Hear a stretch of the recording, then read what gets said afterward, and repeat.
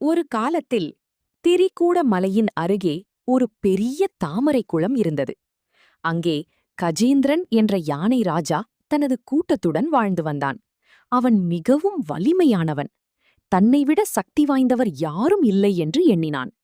ஒரு நாள் கஜேந்திரன் தண்ணீர் குடிக்க குளத்தில் இறங்கினான்.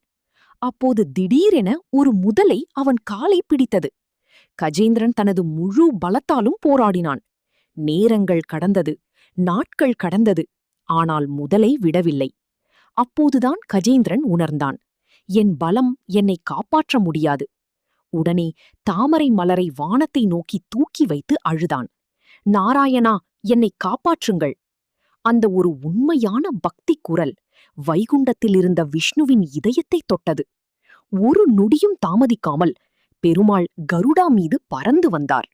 அவரின் சுதர்சன சக்கரம் மின்னல் போல பாய்ந்து முதலையை வெட்டியது. கஜேந்திரன் விடுபட்டான். அப்போது பெருமாள் சிரித்தபடி சொன்னார், உண்மையான சரணாகதி வந்தால் நான் ஓடி வருவேன். அன்று முதல் கஜேந்திர மோட்சம் என்பது பக்தியின் மிகப்பெரிய எடுத்துக்காட்டானது.